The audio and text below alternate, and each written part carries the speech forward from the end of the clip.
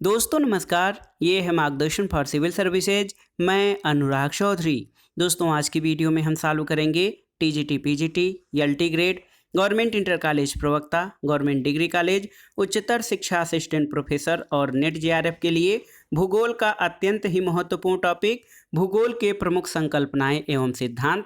इसमें हम previous years papers में पूछे गए प्रश्नों को सॉल्व करेंगे जो आपके आगामी परीक्षाओं के लिए बहुत ही उपयोगी तथा महत्वपूर्ण हैं। तो आइए शुरू करते हैं भूगोल के प्रमुख संकल्पनाएं एवं सिद्धांत से संबंधित महत्वपूर्ण प्रश्नों का भाग एक।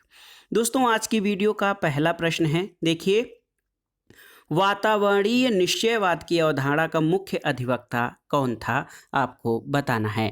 ऑप्शंस हैं आपके अल्फ्रेड हेटनर, रॉबर्ट ग्रेडमैन, फ्रेडरिक रेटजेल या फिर रिस्थाफन। तो सही उत्तर है ऑप्शन डी, फ्रेडरिक रेटजेल दोस्तों वातावरणीय निश्चयवाद की अवधारणा के प्रमुख अधिवक्ता रहे हैं। और आप जानते हैं कि वातावरणीय निश्चयवाद जो है, रेटजेल के अनुसार मानवीय गतिविधियों को प्राकृतिक पर्यावरण की शक्तियां निश्चित रूप से प्रभावित करती हैं। उनके अनुसार पृथ्वी पर मानव का वितरण अधिकतर मानव शक्तियों द्वारा नियंत्रित होता है, साथ ही मानव वातावरण की उपज है और प्राकृतिक वातावरण की शक्तियां ही मानव के जीवन को ढालती हैं। ये कथन फ्रेडरिक रेटजेल का है। अगला प्रश्न है, वातावरण नियतिवाद की विचारधारा का जन्म किस देश में हुआ था? तो सही उत्तर है जर्मनी में। देखिए, वातावरण नियतिवाद की विचारधारा का जन्म जर्मनी में हुआ था। ये पर्यावरण की कठोरता पर विश्वास करता था और इस विचारधारा में प्रकृति को सर्वशक्तिमान माना गया है। इसके अनुसार मानव का विकास उसके वातावरण द्वारा ही प्रभावित होता है। अगला प्रश्न है दोस्तों, भूगोल को मानव पारिस्थितिकी विज्ञान के रूप में किसने वर्णित किया है? ऑप्शन देखिए, मैकिंडर, ब्लाश, बैरोज या ब्रून्स ने। तो सही उत्तर है बैरोज। देखिए दोस्तों, भूगोल को मानव पारिस्थितिकी विज्ञान के रूप में बैरोज ने वर्णित किया है। जियोग्राफी एज ह्यूमन इकोलॉजी शीर्षक से बैरोज का लेख मार्च 1923 में annuls of the association of American geographers general में प्रकाशित हुआ था। तो याद रखिएगा, भूगोल को मानव पारिस्थितिकी विज्ञान के रूप में बैरोज ने जो है वर्णित किया था। और आप जान लीजिए कि ये एक अमेरिकन भूगोलवेत्ता और पर्यावरणविद थे। अगला प्रश्न है, संभववाद का जनक किसे कहा जाता है, आपको बताना है। तो सही उत्तर है लूसियन फैब्रे। दोस्तों, फ्रांसीसी विद्वान लूसियन फैब्रे ने प्रथम बार पॉसिबिलिज्म यानी संभववाद शब्द का प्रयोग किया था और अपनी पुस्तक ये ज्योग्राफिकल इंट्रोडक्शन टू हिस्ट्री में उन्होंने संभववाद की अवधारणा को समझाया था। उन्होंने समझाया कि मनुष्य और प्राकृतिक पर्यावरण के बीच का व्यवहार सांस्कृतिक रूपों के विकास के लिए उत्तरदायी है। अगला प्रश्न है, निश्चयवाद की अवधारणा का श्रेय किसको दिया जाता है, आपको बताना है। ऑप्शन है आपके हिप्पोक्रेटस, स्ट्रैबो, जॉर्ज डी बफन या फिर वान हम्बोल्ट को। तो सही उत्तर है ऑप्शन ए, हिप्पोक्रेटस को। दोस्तों, निश्चयवाद या डिटर्मिनिज्म की अवधारणा का व्यवस्थित शुरुआत और विकास जर्मनी में हुआ था, लेकिन इस अवधारणा को विकसित करने का श्रेय यूनानी विद्वान हिप्पोक्रेटस को जाता है। हिप्पोक्रेट्स एक चिकित्सक थे, अतः उन्होंने स्वास्थ्य को आधार बनाकर निश्चयवाद की अवधारणा पर बल दिया था। हिप्पोक्रेट्स के अनुसार गर्म और दक्षिण की तरफ के प्रदेशों में लोग मोटे और सुस्त होते हैं, इन्हें पेचिस का खतरा होता है, निमोनिया होने का खतरा नहीं होता।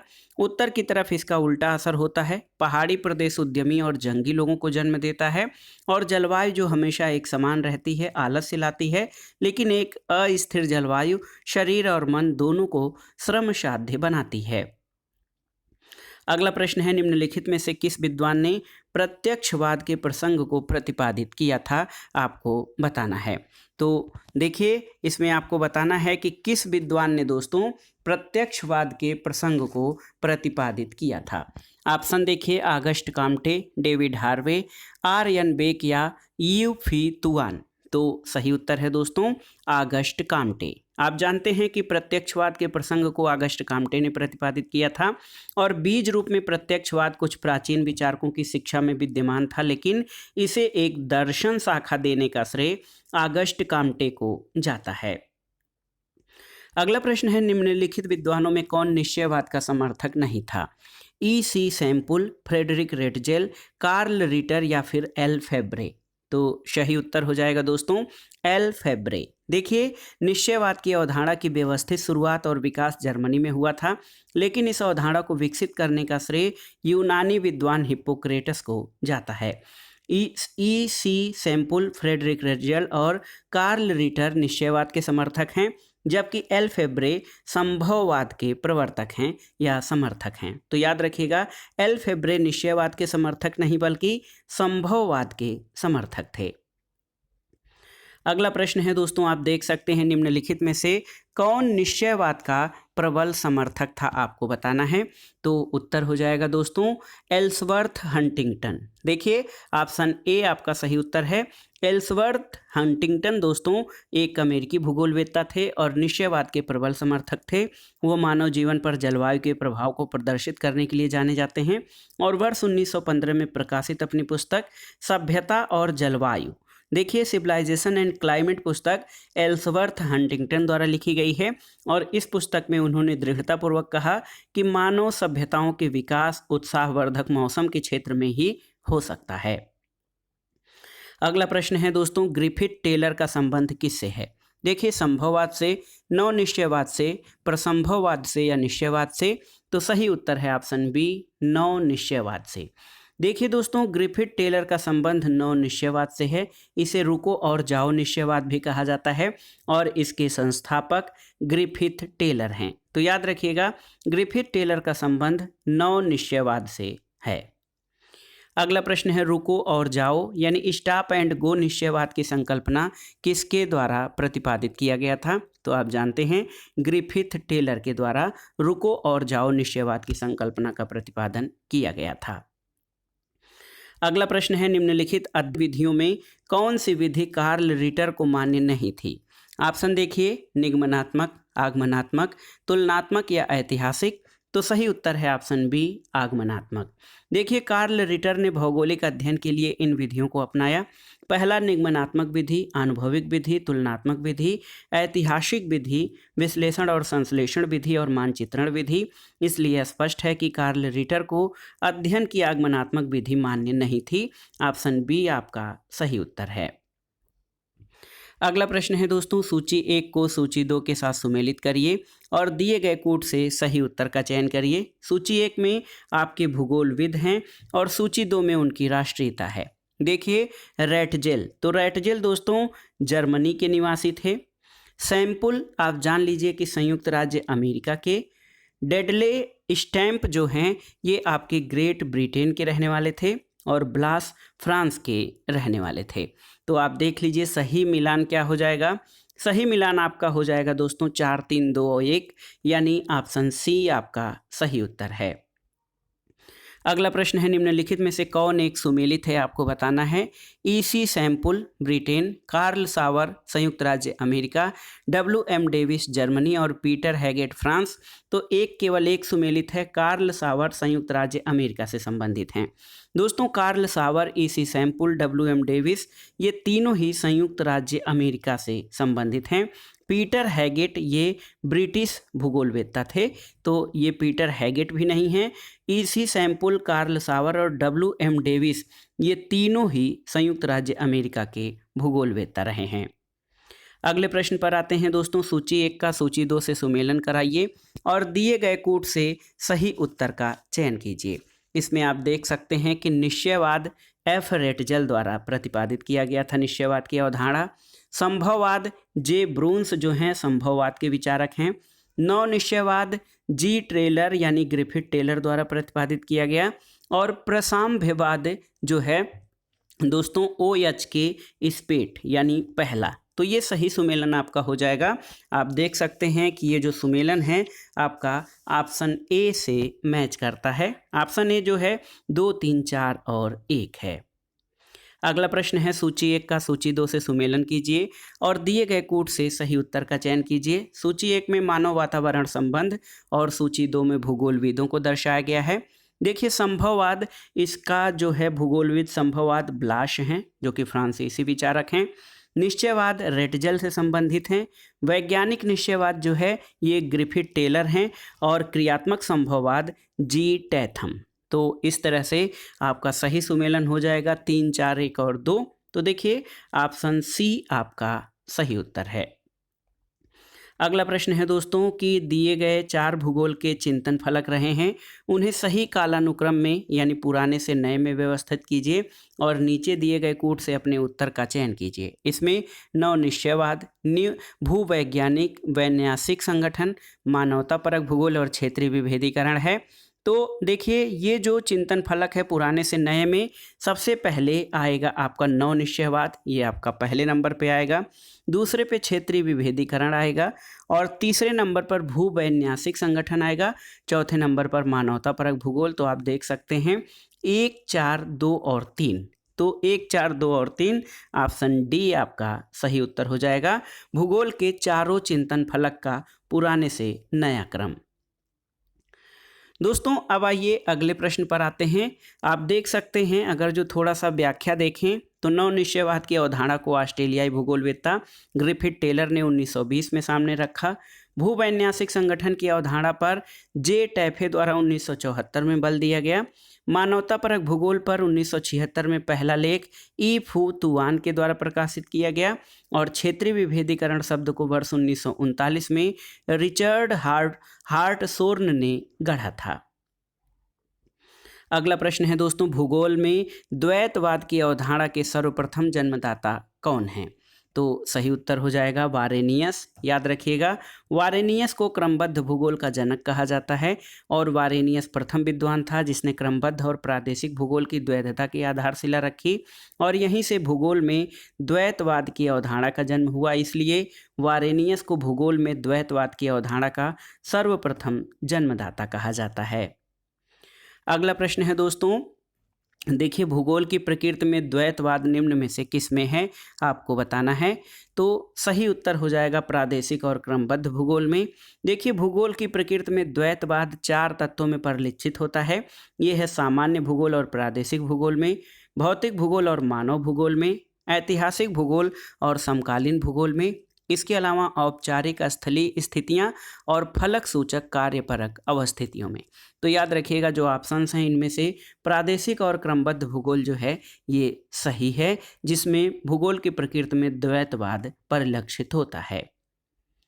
अगला प्रश्न एक कथन है कि भूगोल को मानव कल्याण का उद्देश्य पूरा करना चाहिए, ये दृष्टिकोण किस संप्रदाय का है?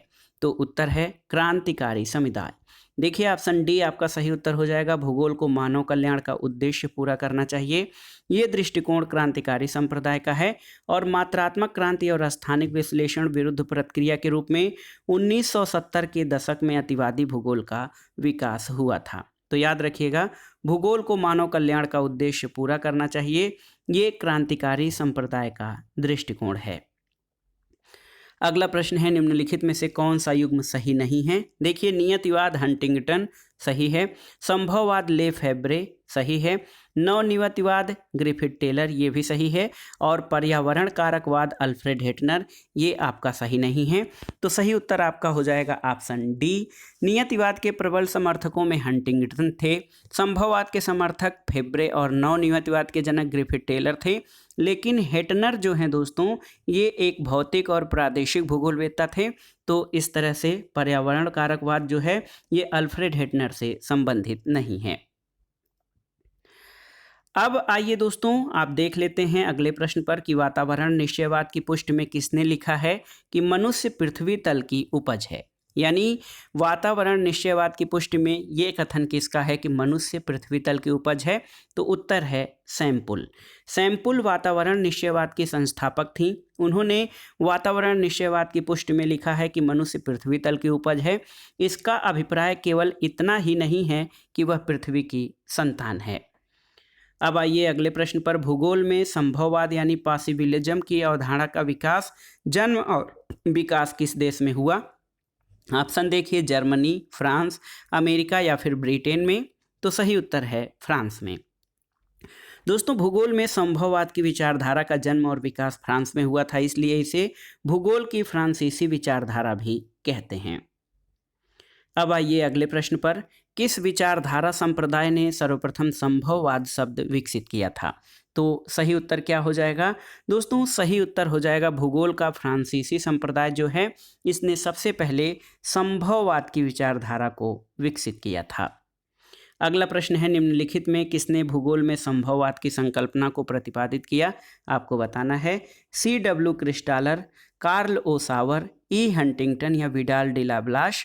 तो सही उत्तर है ऑप्शन डी, विडाल डी लाब्लाश। देखिए दिए गए विकल्पों में भूगोल में संभववाद की संकल्पना का प्रतिपादन विडाल डी लाब्लाश के द्वारा किया गया था। ये बहुत ही महत्वपूर्ण प्रश्न है, इसको याद कर लीजिएगा। अगला प्रश्न है दोस्तों, किस विचारधारा के अंतर्गत सामान्यतः मानव को एक निष्क्रिय कारक समझा गया है जो पर्यावरणीय कारकों से प्रभावित होता है? तो उत्तर है आपका नियतिवाद। देखिए नियतिवादी विचारधारा के अंतर्गत सामान्यतः मानव को एक निष्क्रिय कारक समझा गया है जो कि पर्यावरणीय कारकों से प्रभावित होता है। यानी नियतिवाद के अंतर्गत ये माना जाता है कि मनुष्य एक निश्चेष्ट अभिकर्ता है जिस पर भौतिक कारक निरंतर क्रियाशील रहते हैं और इस प्रकार उसके व्यवहार और निर्णय लेने की प्रक्रिया को निश्चित करते हैं। तो याद रखिएगा दोस्तों, नियतिवाद विचारधारा के अंतर्गत मानव को एक निष्क्रिय कारक समझा गया है। अगला प्रश्न है, निम्नलिखित में से कौन नियतिवादी विचारधारा का समर्थक नहीं था? आपको बताना है। ऑप्शन है आपके ब्लाश, कुमारी सैम्पुल, हम्बोल्ट या रिटर? तो सही उत्तर है ब्लास। देखिए ब्लास नियतिवाद का नहीं बल्कि संभववादी विचारधारा का समर्थक था। हम्बोल्ट अज्ञेयवादी होने के कारण जगत निर्माता विश्व विधाता के बारे में कहीं भी एक शब्द तक नहीं लिखा और हम्बोल्ट, कुमारी सैम्पुल और रिटर ये नियतिवादी विचारकों के अंतर्गत आते हैं, जबकि ब्लाश संभववाद विचारधारा के समर्थक हैं।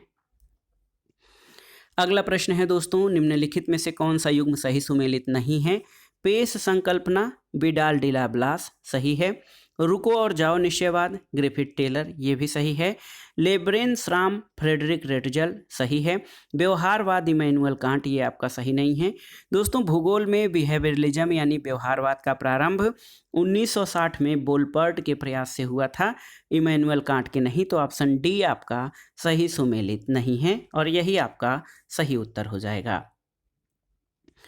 अगला प्रश्न है दोस्तों, मानव भूगोल या ह्यूमन ज्योग्राफी में कौन सी विचारधारा वर्तमान में प्रचलित है? ऑप्शन है नव निश्चयवाद, प्रसंभववाद, वातावरण निश्चयवाद या संभववाद? तो सही उत्तर है नव निश्चयवाद। दोस्तों नव निश्चयवाद एक संशोधित विचारधारा है जो व्यवहारिक जगत के बहुत अधिक समीप है। अगला प्रश्न है कि मानवीय क्रियाएं अनुकूलित हैं और कभी कभी जीव भौतिकी वातावरण से निर्धारित होते हैं, ये सिद्धांत किससे संबंधित है? नियतिवाद, नव निश्चयवाद, संभववाद या फिर मानवतावाद? तो सही उत्तर है ऑप्शन ए नियतिवाद। दोस्तों मानवीय क्रियाएं अनुकूलित हैं और कभी कभी जीव भौतिकी वातावरण से निर्धारित होते हैं, ये नियतिवाद की अवधारणा से संबंधित है। आप जान लीजिए कि हम्बोल्ट जो एक नियतिवादी विचारक हैं, उन्होंने कहा है कि मनुष्य में बुद्धिबल और आश्चर्यजनक क्षमता है जिसके द्वारा वह अपने आप को सभी प्रकार के जलवायु में रहने योग्य बना लेता है, लेकिन बुद्धिबल और क्षमता होते हुए भी मनुष्य सभी क्षेत्रों में पार्थिव जीवन से नितांत संबंधित है। अगला प्रश्न है, प्रवसन से संबंधित गतिशीलता संक्रमण मॉडल किस विद्वान ने दिया था? तो उत्तर है जेलिंस्की। याद रखिएगा दोस्तों, प्रवसन या प्रवासन से संबंधित गतिशीलता संक्रमण मॉडल जेलिंस्की ने दिया था। इनके अनुसार प्रवास के मॉडल और जनसांख्यिकी मॉडल के बीच समानता पाई जाती है। प्रवास संबंधी नियम का निर्धारण सबसे पहले रेमेंस्टीन द्वारा किया गया था और प्रवास के गुरुत्व मॉडल सिद्धांत का प्रतिपादन रायली के द्वारा किया गया। प्रवास के न्यूनतम प्रयास सिद्धांत का प्रतिपादन जिफ द्वारा किया गया था और प्रवसन के अंतरालयी अवसर मॉडल का प्रतिपादन स्टोफर के द्वारा किया गया था। अगला प्रश्न है दोस्तों, गतिशीलता संक्रमण मॉडल किसके द्वारा प्रतिपादित किया गया था? तो आप जानते हैं कि गतिशीलता संक्रमण मॉडल का प्रतिपादन जेलिंस्की के द्वारा किया गया था। अगला प्रश्न है दोस्तों, राज्य के पार्थिव विकास का सिद्धांत किसने दिया था? आपको बताना है। ऑप्शन है कार्ल हासोफर, फ्रेडरिक रेटजल, हेल्फोर्ड मैकिंडर या फिर चार्ल्स डार्विन? तो सही उत्तर ऑप्शन बी फ्रेडरिक रेटजेल। दोस्तों राज्य के पार्थिव विकास का सिद्धांत फ्रेडरिक रेटजल ने दिया था और इसके अतिरिक्त रेटजल का संबंध नियतिवाद या पर्यावरण नियतिवाद, राज्य का जैविक सिद्धांत सांस्कृतिक भूदृश्य की संकल्पना से है और मानव भूगोल के विकास में रेटजल का योगदान सर्वाधिक अविस्मरणीय है।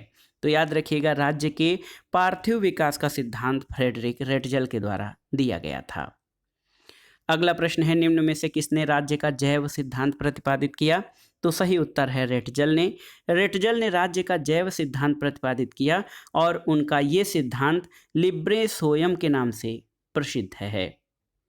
अगला प्रश्न है, राज्य की जैविक संकल्पना या लिम्बे श्रोयम का प्रतिपादन किसके द्वारा किया गया था? तो उत्तर है दोस्तों रेटजल के द्वारा। राज्य की जैविक संकल्पना या लिब्रे सोयम का प्रतिपादन रेटजल के द्वारा किया गया था। अगला प्रश्न है, लिब्रे सोयम की संकल्पना किसके द्वारा विकसित की गई थी? तो आप जानते हैं रेटजल के द्वारा। दोस्तों राज्य के पार्थिव विकास का सिद्धांत या राज्य का जैव सिद्धांत फ्रेडरिक रेटजल द्वारा दिया गया था और इसके अतिरिक्त रेटजल का संबंध नियतिवाद या पर्यावरण नियतिवाद, राज्य के जैविक सिद्धांत सांस्कृतिक भूदृश्य की संकल्पना से है और मानव भूगोल के विकास में रेटजल का योगदान सर्वाधिक महत्वपूर्ण है।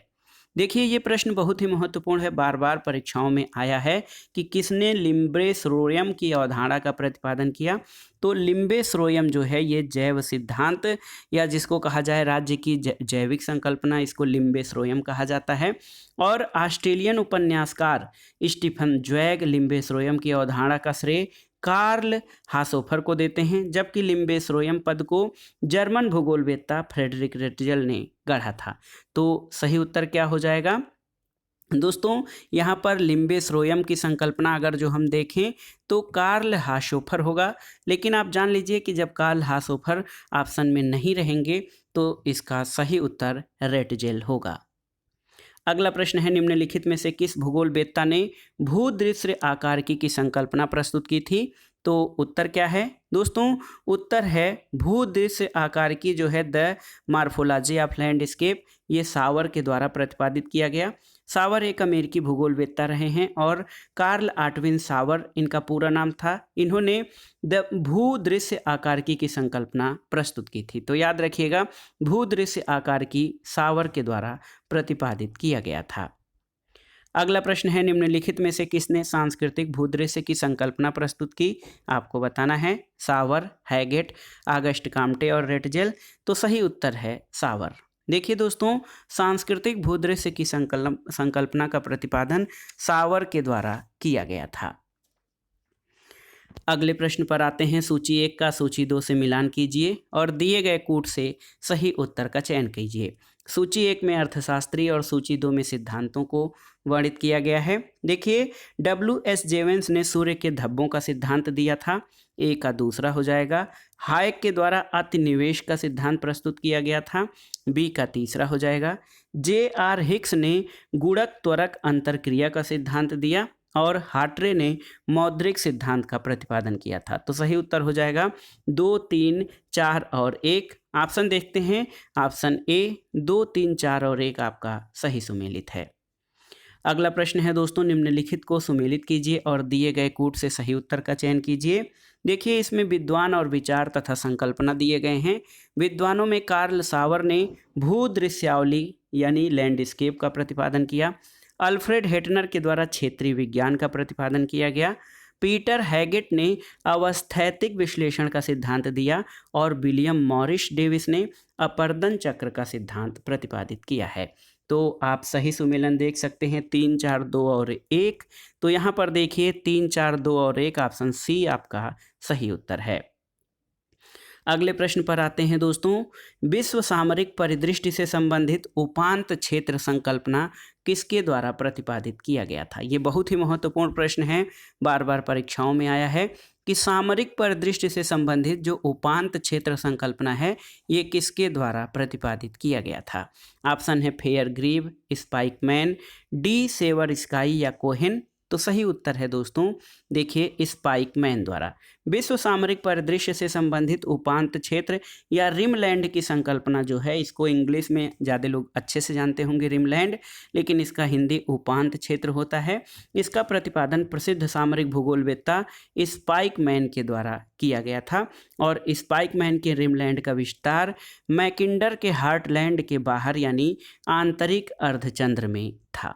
तो दोस्तों ये था आज का वीडियो। इसमें आपने भूगोल के प्रमुख संकल्पनाओं और सिद्धांतों से संबंधित महत्वपूर्ण प्रश्नों को सॉल्व किया और ये प्रश्न आपके आगामी परीक्षाओं जैसे LT grade, TGT, PGT, government inter college प्रवक्ता, गवर्नमेंट डिग्री कॉलेज, उच्चतर शिक्षा असिस्टेंट प्रोफेसर, केंद्रीय विद्यालय संगठन और नेट जेआरएफ विषय से जो है नेट जेआरएफ भूगोल विषय के लिए बहुत ही उपयोगी और महत्वपूर्ण है। आप इन प्रश्नों को तैयार कर लीजिएगा। दोस्तों ये प्रश्न वैसे तो प्रीवियस ईयर्स पेपर्स में पूछे गए हैं, लेकिन आगामी परीक्षाओं में भी इनके पूछे जाने की प्रबल संभावना है, इसलिए इन प्रश्नों को तैयार करना बहुत ज़रूरी है। और साथ ही साथ प्रश्नों को हल करते समय जो व्याख्या दी गई है उससे कुछ अतिरिक्त तथ्य और जानकारी आपको प्राप्त होंगे, इसलिए पूरी तरह से इस वीडियो को आप कवर करिएगा, तैयार करिएगा और जो प्रश्न आपको महत्वपूर्ण लगे, तथ्यात्मक प्रश्न हैं, उनको अलग से नोट करते जाइएगा ताकि एग्ज़ाम टाइम रिवीजन में आसानी रहे। वीडियो आपको कैसा लगा हमें कमेंट बॉक्स में ज़रूर बताइएगा। वीडियो को लाइक करें, शेयर करें और इस चैनल मार्गदर्शन फॉर सिविल सर्विसेज को सब्सक्राइब करें। वीडियो देखने के लिए धन्यवाद। नमस्कार।